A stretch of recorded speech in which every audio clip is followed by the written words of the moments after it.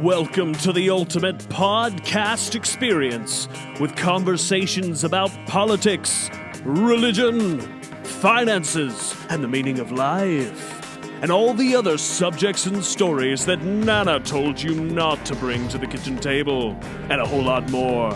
Join our hosts, James Edward McCarthy, Eule B. Bach, and our producer, Samwise Cream Cheese, as they tackle the ultimate question: have you heard about this? Whiskapillion. We called them that too. Just ask you a question. Aren't you ashamed? And apparently you were. But I'm not.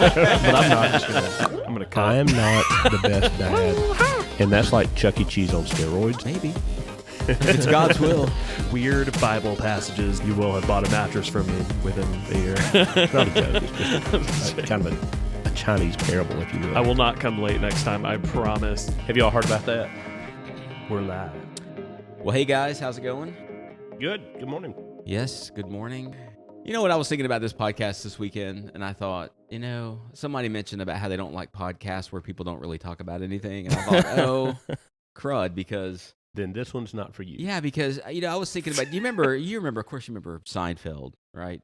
Yeah. I mean, the whole show was predicated upon the fact that you can have friends living in New York City and have a show basically based on nothing, just everyday goofiness of life. Yeah, comedy's in the moment to me. Yeah. I mean, it's the fun of storytelling and hearing good stories, and I hope that's what people get out of this, but this thing, I mean, I don't know what the future is.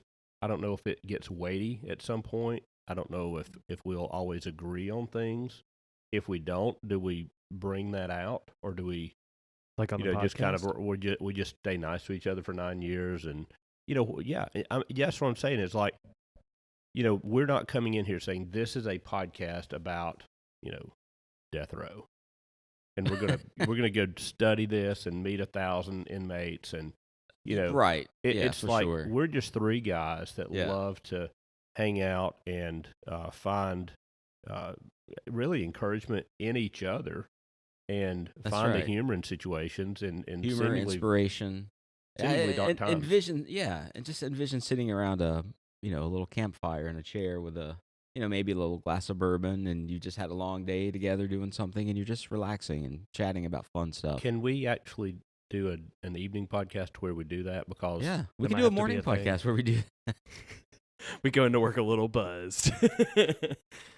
I told Kenny and Rob one day, we were sitting around a campfire just sipping some bourbon and smoking some cigars, and I'd actually bought some cigars that none of us had ever smoked before. It was this brand. It was called Perdomo, and it was a 10th anniversary champagne edition. It was a very nice cigar. But a very mild cigar. By the way, I do want to talk about cigars. Is that a step up from Swisher Sweets? It's like man landing on the moon compared to Swisher Sweets. But anyway, so we were laughing around, just talking around the fire, and I pulled out these cigars, and everybody's like, "Man, these are really good." And I'm like, "Yeah, this is a good breakfast cigar." Breakfast. Makes your mouth feel like leather. I caught such heck for that. Well, the reason I said that is because it's a mild cigar. It's got notes of like creams, and it's very, it's very earthy, but it's very mild. And even still to this day, I get the question, "What the heck is a breakfast cigar?" Is that kind of like, this is a good breakfast bourbon? And people are like, "You have a problem." Yeah. Dude, it's 7 in the morning. It's 7 What is wrong with you? So can we talk about cigars for a second? Let's do it. Just because, it was probably about a year ago, Andrew had a grandchild, and so we were on a trip with a bunch of guys. We were up in Gatlinburg, Tennessee. We had gotten a cabin up there, and we were just hanging out, and he wanted to go find some cigars to celebrate, which is a very kind of old-fashioned thing. You don't really hear about that today. But in the day, Sam, they were like... Why me? You young-timer, you don't really know what's going on here, but... Sam's generation buys the bubblegum cigars. That's right. Big League Chew in the pack. And hey, we'll get some Big Chief, the best. So in the day, men would celebrate the birth of a child with, buying a box of cigars and passing them out to their friends, their coworkers. And so I guess Andrew, feeling a hint of nostalgia, said, I'm going to go try to find some cigars. So we went to this tobacconist in Gatlinburg.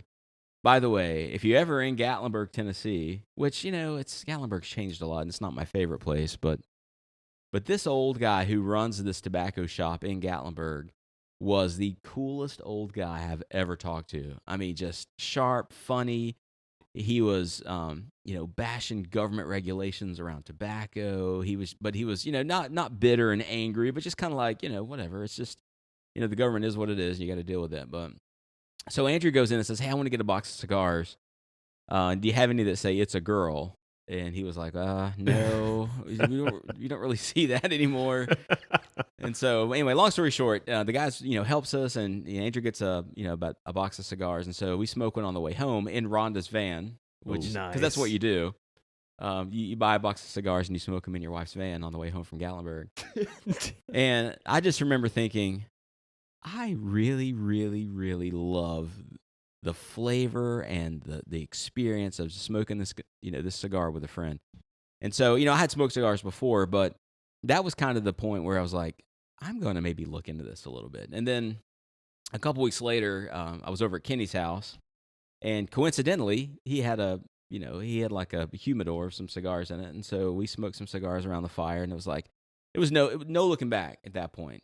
And so I kind of delved into the art of the leaf, the cigar. And so to kind of bring this back to what we just started with, just the ability to sit and just relax in today's world is something that you really, that you can't really put a premium on that. I mean, it's invaluable to be able to unplug, take an hour out of your day, get off your phone, just sit down and with your thoughts, maybe have your Bible or have a good book or just, a journal and jot down some ideas that are rattling around in your head. It's just, you can't beat that. And I think cigars are just a perfect way to do that.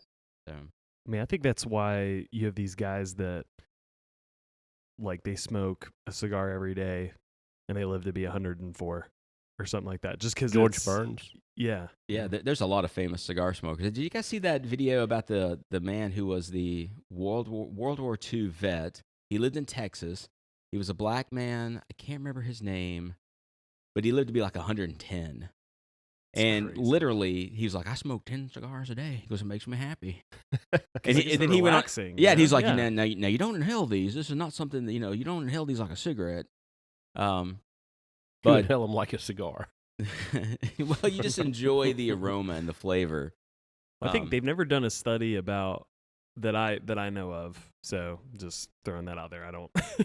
I'm not like some into cigar studies, but I've never heard of a study where they actually separated like cigarettes from pipes and cigars, and they like separated that. And then like study the effects on the body. Yeah, I mean, like they always lump them together. It's I don't crazy. know. The outcome of any of them are not going to be great. The 104-year-old guy's the anomaly, both in cigar smoking and in life. So, well, I will say this, that, the cigar industry and the cigarette industry are two different animals, two different things completely. 100%.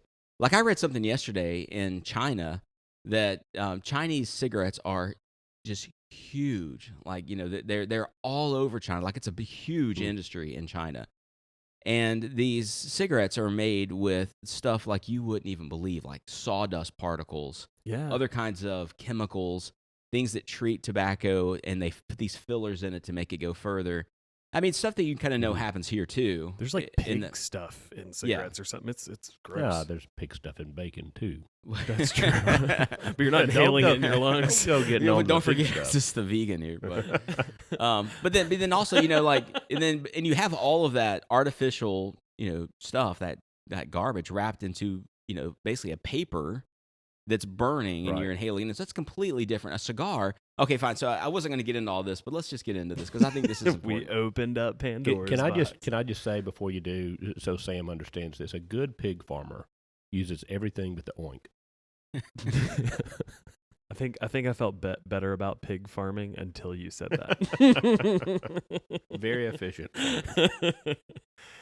By the way, you're talking about things you can't pronounce. I went to my nutritionist yesterday because I'm trying to get in shape, and he said, "You know what? He said, if you look at the ingredients of most things that you eat, you can't even pronounce these words." Oh my! And he says you should not be eating things you can't pronounce. And I'm like, "You're right." So I'm never going to eat asparagus again, ever. I'll never do it. Banana. All right, so cigars. All right, so this is the difference in cigars and cigarettes. Cigarettes have all kinds of trash in them. Cigarettes, you inhale them into your lungs, they get into your bloodstream, in a different way than a cigar or a pipe does. But cigars are just leaves. That's it. And I read once that in the production of harvesting one cigarette and like creating one cigarette, approximately 300 people touch that cigar in the process of that. Now that's from like The cigar or the cigarette? the cigar. Did I say cigarette? So sorry. So No, the you cigar. said cigar. So in manufacturing a cigar, I mean, this is how you talk about supply chain and you talk about people's lives. So cigars are for the most part manufactured in South America, Central America, Dominican Republic, Nicaragua, Cuba. We can talk about that in a second, which is a whole other story. But these people dedicate their entire lives to growing tobacco, harvesting tobacco, to creating cigars. These are hand rolled individual like works of art, basically. Like each individual cigar could be different. So from harvesting the seed, tilling the soil, conditioning the soil, working the land, all of it. From the fact that you have this plant that shoots up, you grow it. There's this incredible complexity in the actual leaves themselves. Leaves that are on the bottom versus the middle of the stalk versus the top. They all grow with different flavors and different spicinesses. And I mean, it's so complex. And then you've got these leaves that are harvested, and then they're put into storage to age, sometimes for years. And in the process of that, some of the nicotine's being pulled out just from the chemical process of aging. Like you throw leaves into your compost pile in your backyard, stuff starts happening. It doesn't just sit there. And so these leaves are aging. You guys have smoked a cigar, I guess, at some point. Yep. So if you have a cigar that's a hand-rolled cigar, say it's made in Nicaragua, you've got, in the middle of the cigar, you've got these long fillers. That's what it's called, long fillers. And it's this, these tobacco leaves that are rolled together in sometimes different styles. And then that forms the basis of your cigar.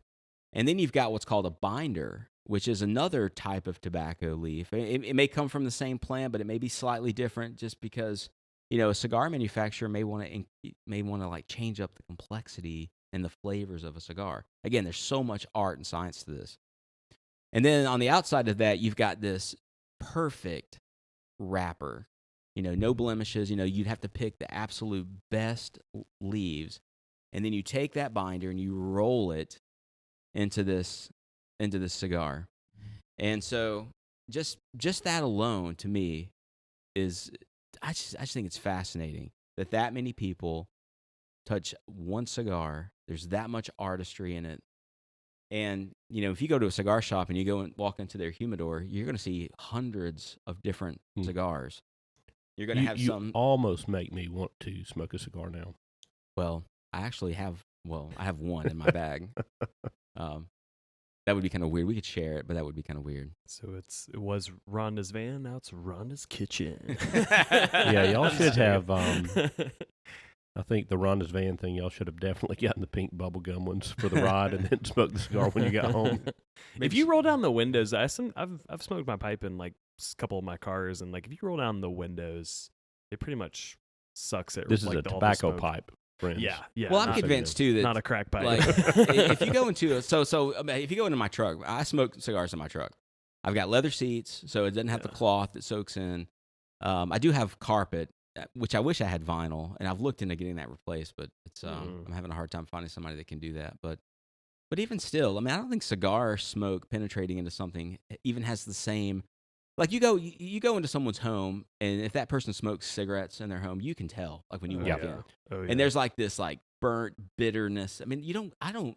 In my opinion, maybe somebody else would disagree with me. Maybe Tara would disagree with this, but you don't get that with cigars. It's a more earthy, sort of full flavor, and it's just not the same. It's not the same as a cigarette. Well, think of it like this: when you walk into a tobacconist, you walk into a place that sells loose tobacco or has a lot of cigars, or it smells great. Oh, I know. Like an unburning cigar to me is like a really, really pleasant smell. Yeah. But if you walk into like a 7-Eleven that sells a lot of cigarettes, you just don't get the same. Wasn't it Joe Biden said, you can't even go into a 7-Eleven unless you have an Indian accent? One time. He's not racist, though. One time I was in the Pickle Barrel here in Chattanooga, It's like one of the only places you can still smoke inside, like a restaurant. Yeah. And I used to go there all the time because I used to valet down the street, and then I'd go and like have dinner there.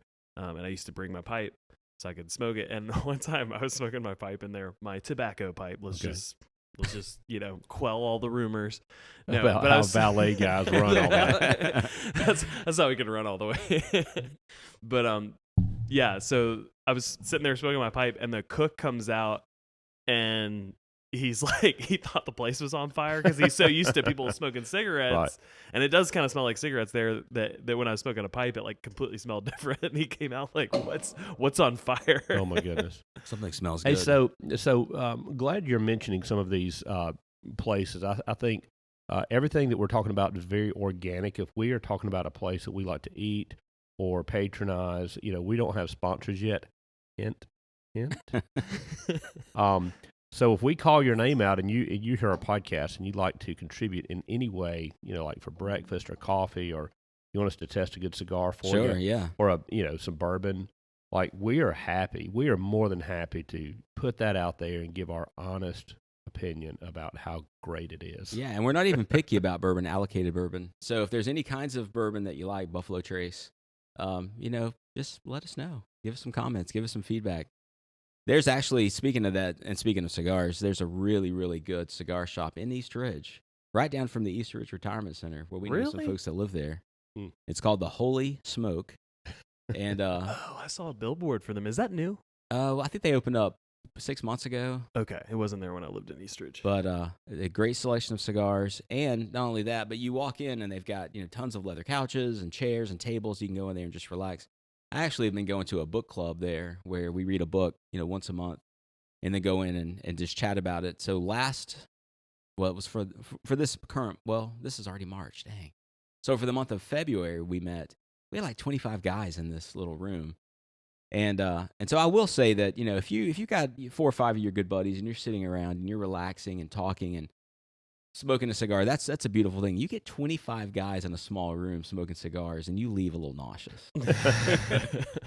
That actually happened to me. One kind of thing that I think's interesting that I'd like to maybe dissect a bit with you guys is growing up in the South, there was a real perception, at least I had a real perception, and maybe it was rightly founded, wrongly founded, but if you were a churchgoer, you didn't smoke cigars and drink bourbon, and if you did, you sure didn't talk about it in public, right? So it's about a liberty of saying, no, these are things that I enjoyed, done in moderation. I mean, I don't know if your 3 a day is moderate, James, but in all honesty, it's all relative. I think it is, the perception that people live some sort of this pristine, perfect existence and they don't do anything wrong. And I'm not saying these things are wrong, but they can be perceived as wrong by others, like, oh, they smoke, or oh, they drink, or, I think it's a real... Or they chew or go with the girls that do.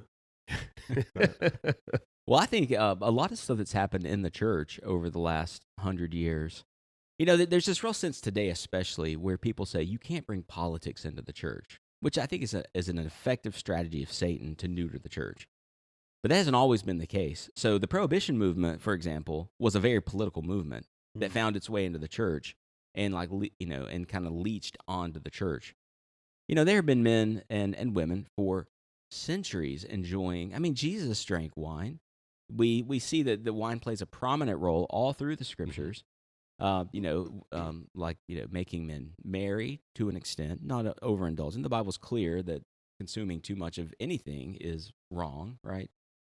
But Christians have been enjoying wine and spirits, and for centuries and centuries. And so then we have this Prohibition Movement, which again was a very political movement. This was like the federal government clamping down on businesses and manufacturers and saying, this is going to be centralized under our control.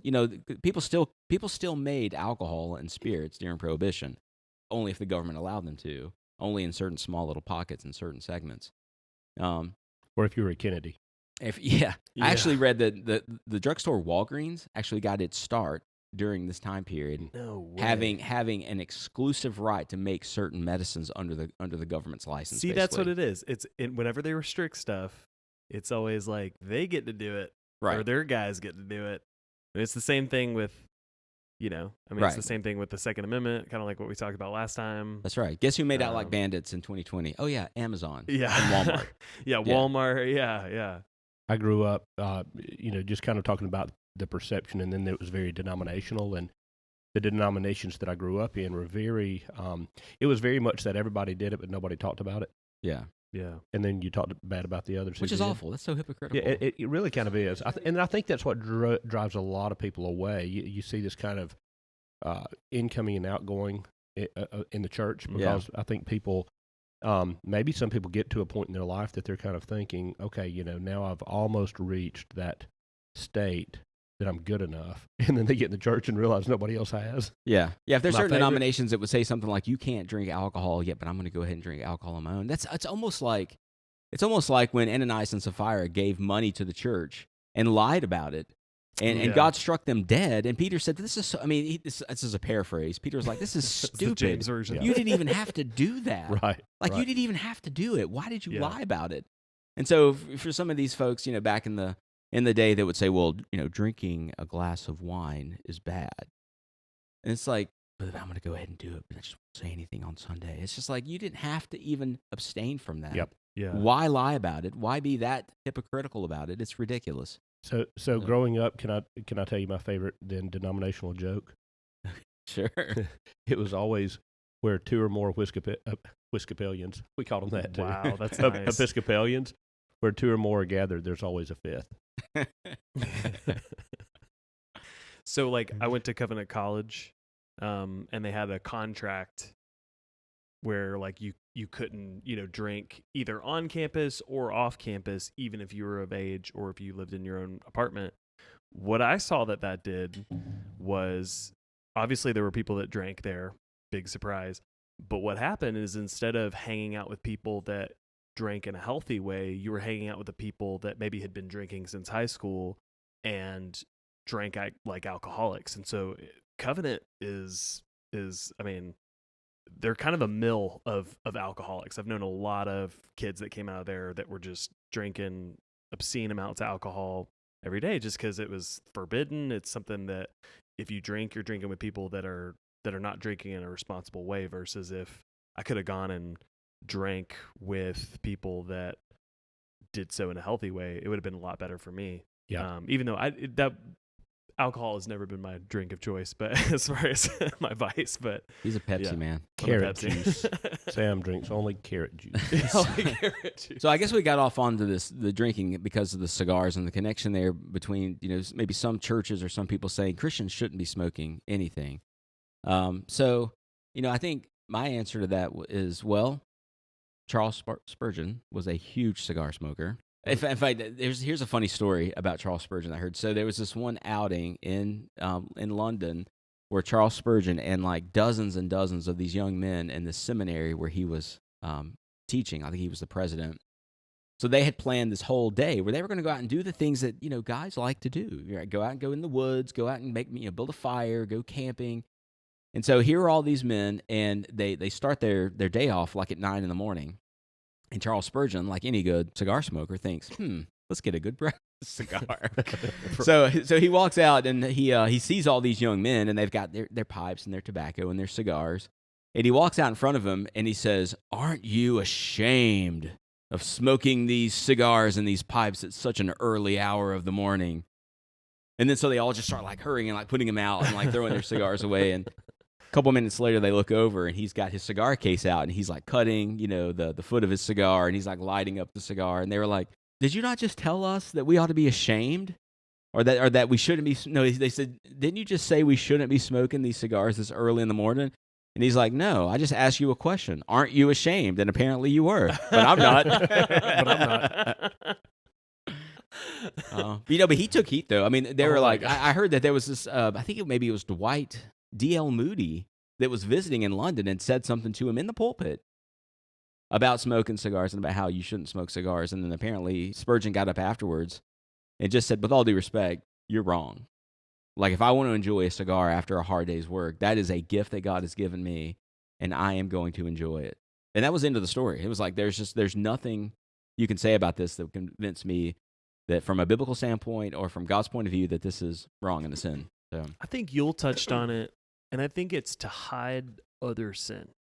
I think that's what the Pharisees, the Sadducees did in Jesus' day. What it is it's taking and putting up a standard that God didn't even put to distract from the higher standard that Jesus put in, which is like, if you look at a woman lustfully, you've committed adultery. If you hate your brother, it's the same as murder, in your heart. yeah, And I think Eule touched on that. like a diversion. It's like a diversion. It's a smokescreen. Yeah. Yeah. No, Jesus. That's the interesting thing about the New Testament, and the good news is it paints a picture of God knows the sins of the heart, and it's not just these things that are acted out or not acted out in front of others that can be kind of check marked as good or bad.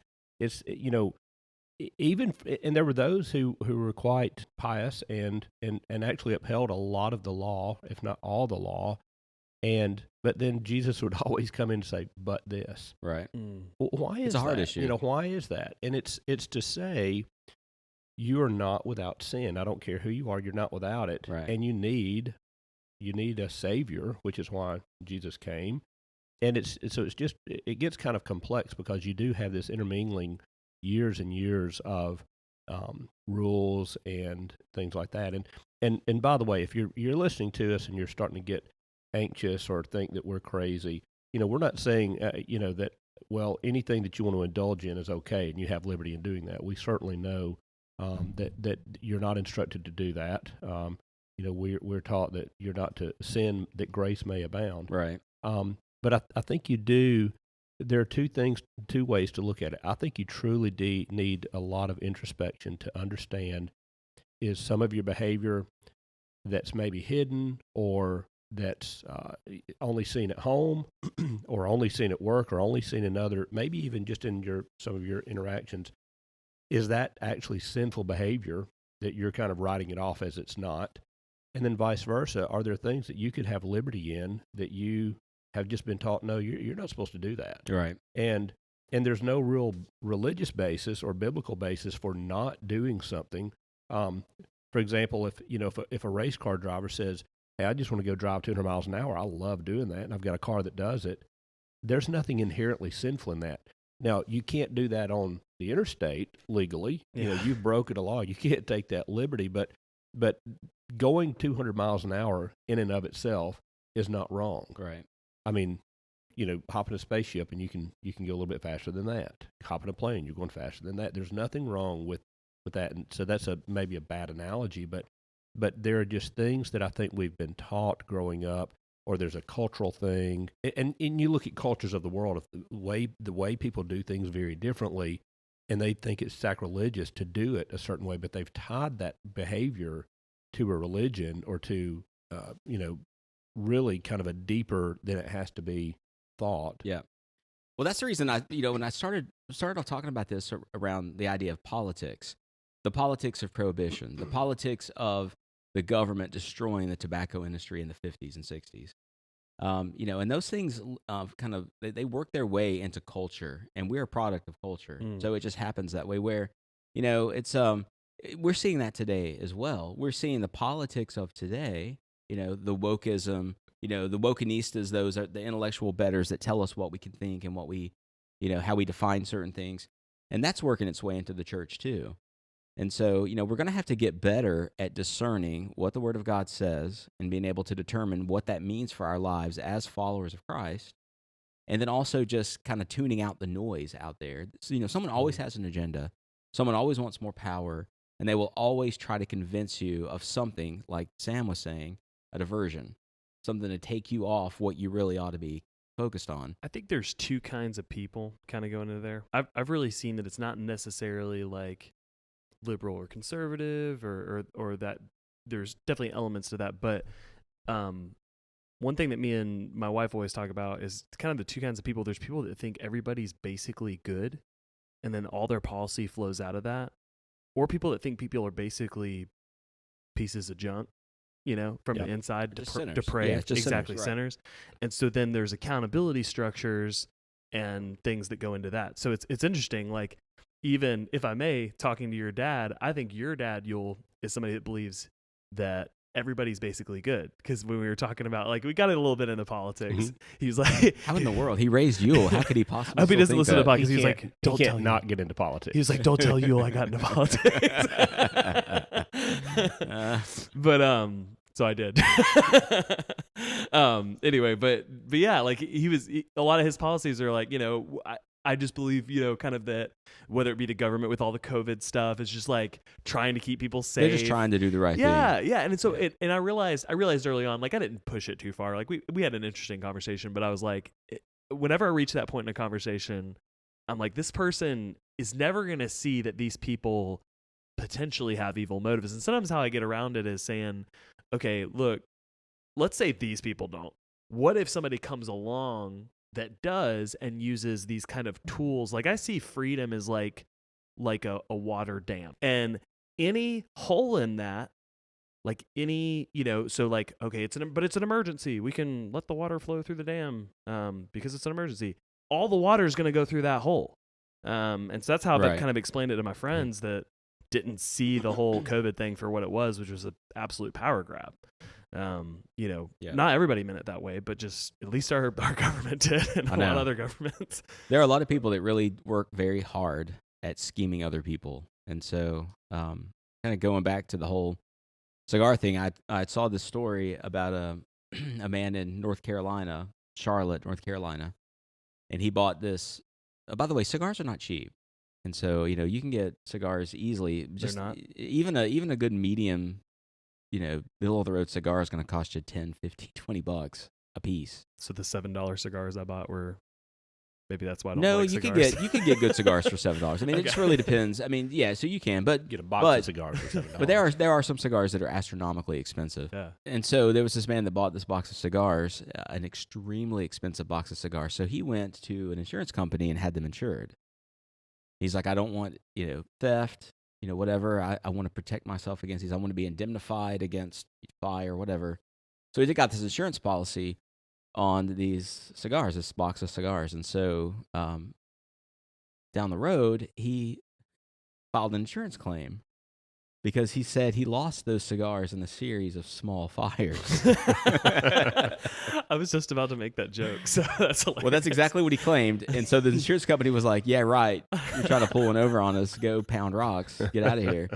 So he took them to court and sued the insurance company. And the judge, in reviewing the contract and all the findings, said, well, I'm going to rule in favor of the plaintiff. Oh, my goodness. Because when you wrote the contract, insurance company, you didn't clearly define what fire was and what fires consist of. And he makes a valid point that he lost these in a series of very small fires.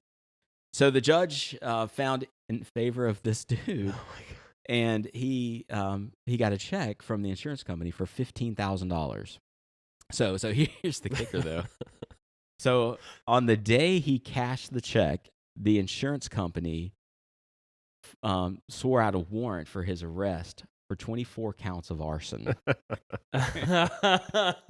and insurance fraud. Like setting intentional fires to his insured property.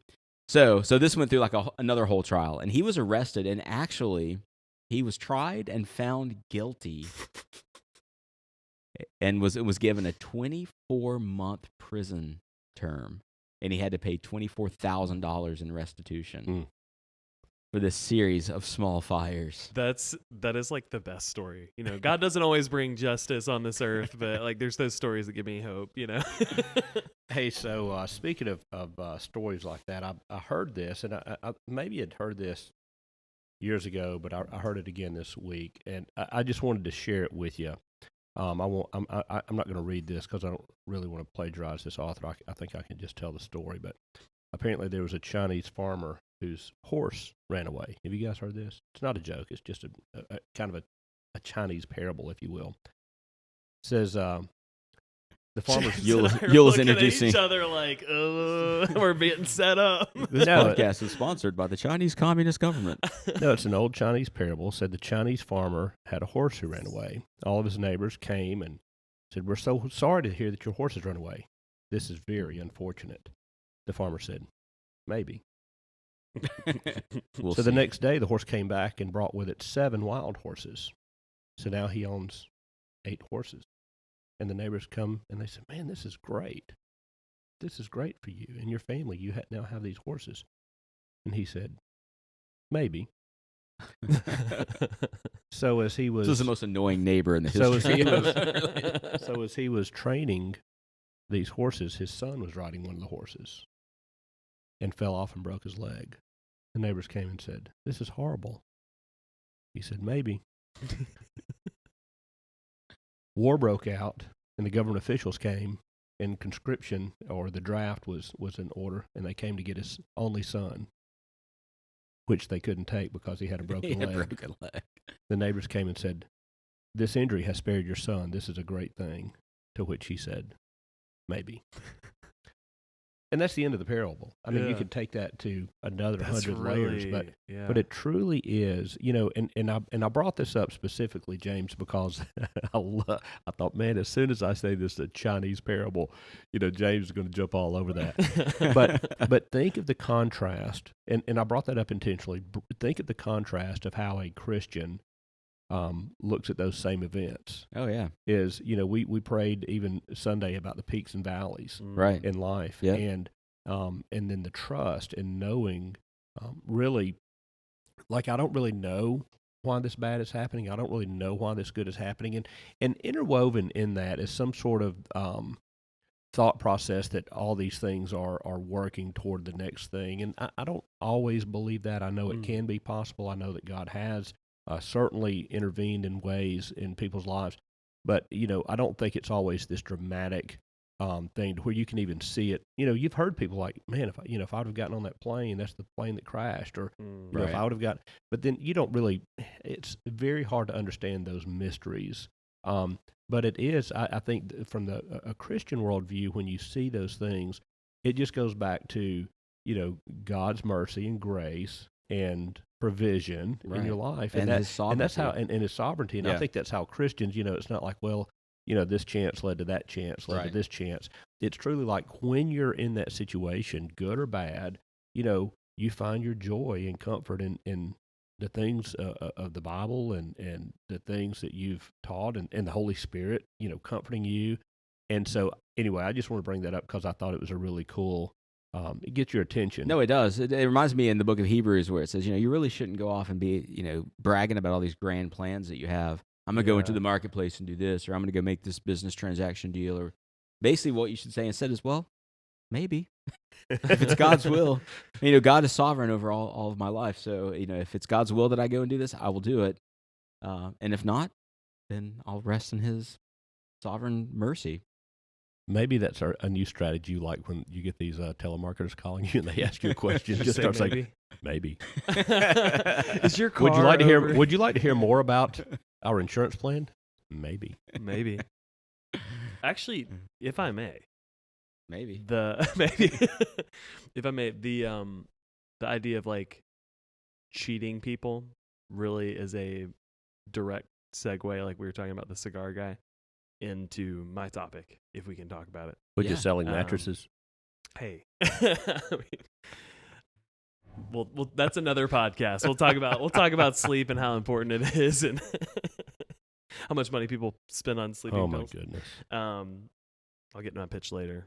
You will have bought a mattress from me within a year. I need a mattress actually right now. Just do me half price what you did my dad, and we'll get one tomorrow. I was wanting to talk about Luke 16, and it's the parable of the unjust steward. And this is going to be a recurring segment for me, at least, that is weird Bible passages that I have a hard time dealing with. Okay. And so just as a small summary, I'm not going to read the whole thing, but as a small summary of Luke 16 and the parable of the unjust steward, essentially, this guy's about to get fired because his master thinks that he has been being like wasting his. It uses the term in the New King James, wasting his goods. So he's just been really wasteful, smoking his cigars, drinking his bourbon, sleeping on the job, and so essentially the steward knows he's about to get canned The Bible doesn't use that language, but I'm going to use it. He knows he's about to get canned. And so he essentially calls up all these debts that people owe his master. And he's like, hey, quick, you owe 100, quickly, write down 50. And so essentially he cuts everybody's debts in half. And then, long story short, the master commends him for being shrewd, because essentially the guy feels like, okay, if I do this for people, like I can't dig, I can't, I'm not built, I can't go out and do hard labor, so I've got to essentially win the heart of the people per se. So he forgives all these debts, and then his master commends him. And this is when Jesus goes into talking about, no servant can serve two masters and all that stuff. So it's kind of a weird passage. It kind of is like, what is Jesus highlighting here? Is he highlighting the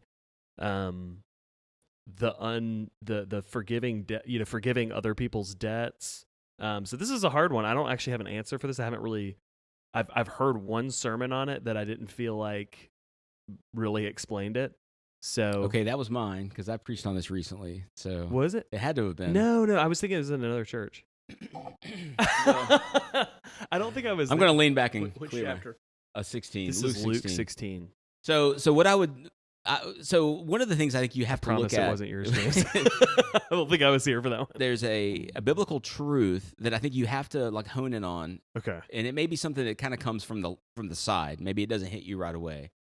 But it is the truth that God has delegated authority, and that authority is vitally important in the way the world operates.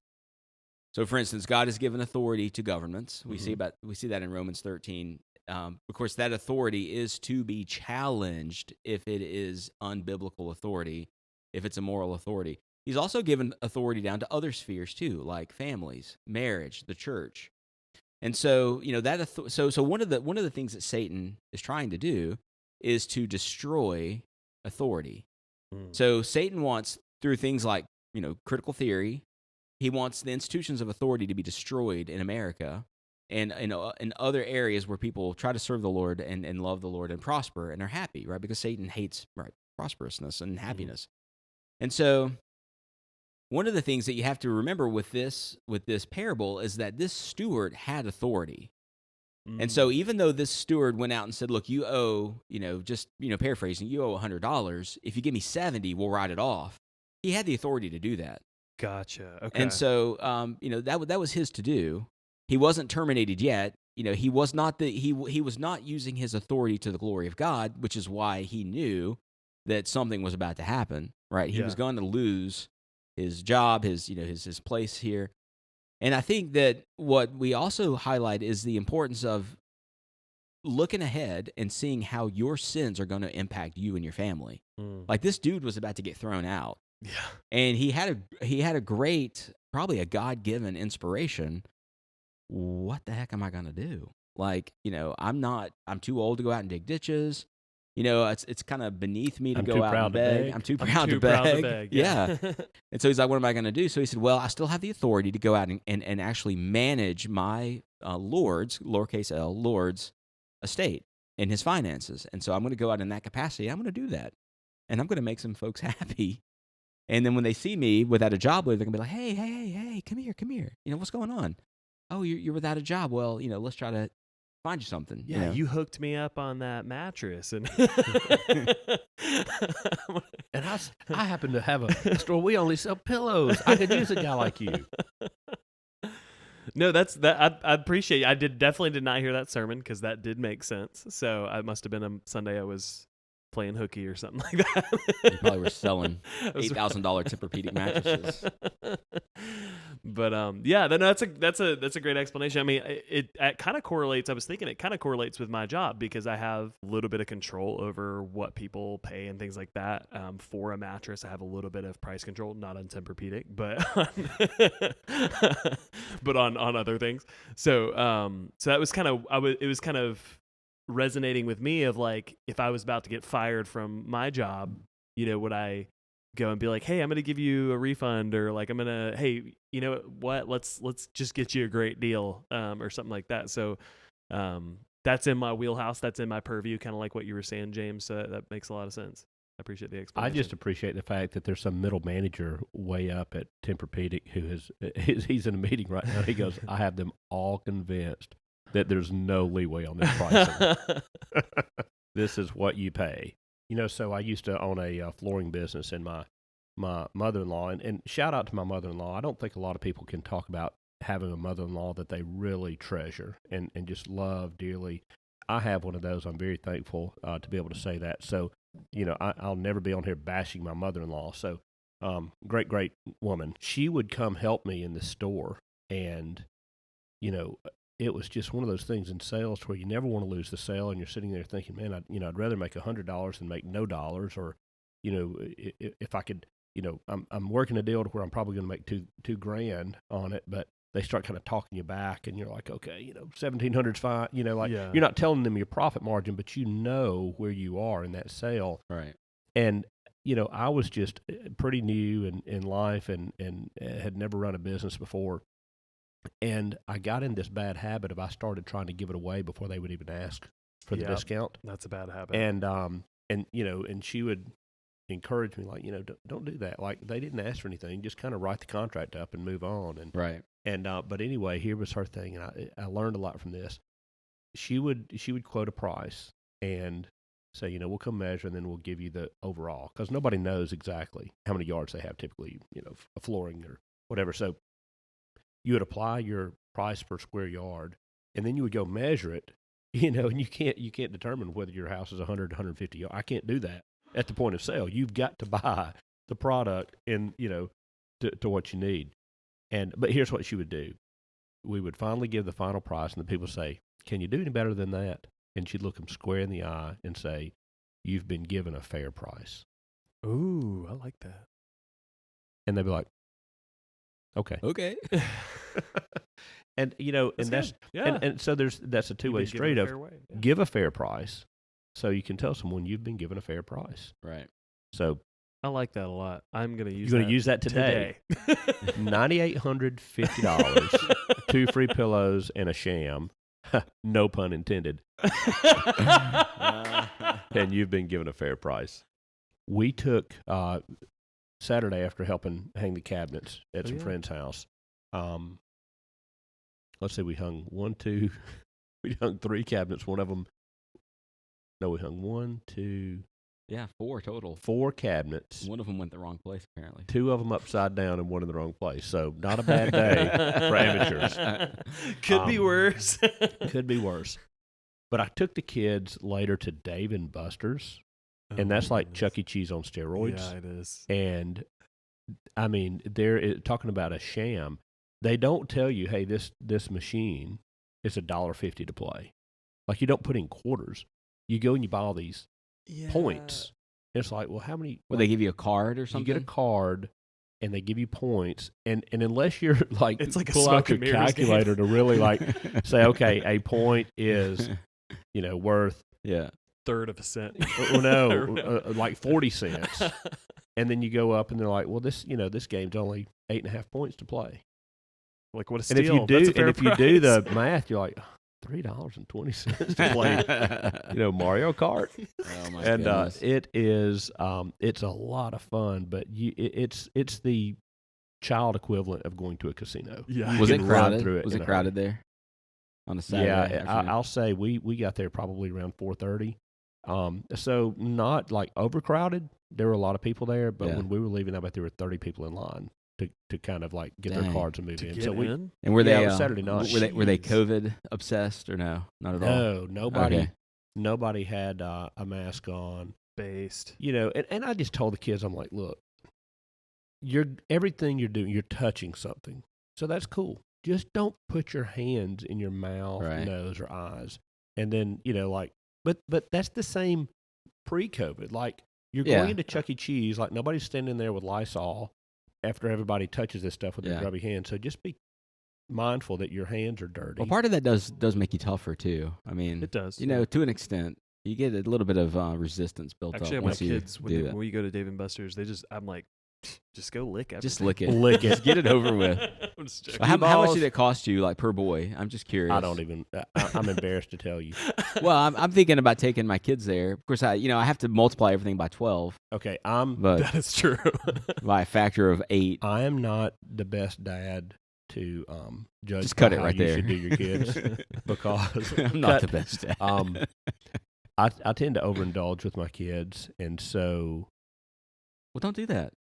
I'm just like, you're gonna I'm ruin going to it. tell you how much, and then I will say that we left with some cards. Like we had a couple cards, still had some tokens on them, so we could go back and reuse those. But I put $175 on them. I mean, For 2 kids. 2 kids. Did you play a lot Yeah, too? I played some. okay. Um, 175. Yeah, we're not for a doing. good We're not And doing we Dave got- Busters. but That'd be hold on, like- but hold on. Come You out know, with when you- $1,000. No, when you get all those tickets, you go get these prizes. So for about $175, we got a A pair of Chinese handcuffs, A yo- and we got a yo-yo. no the Super Mario Brothers Yoshi. We got it. We got a Yoshi stuffed animal who's about Worth 10 it. inches tall. Worth it. Just right there. We got my son got this thing that when you squeeze it, it looks like it's pooping something. Yeah, and then we got like some candy. Yeah. So I mean, great deal. Worth it. Yeah, really that's great deal. Honestly, I love Yoshi. I used to be able to do really. I'll sell it to you for $150. $150. Okay, well you got to leave. Oh my goodness, Yeah, dude. I got the Yoshi. Everett's gonna. Our son Everett's gonna love you.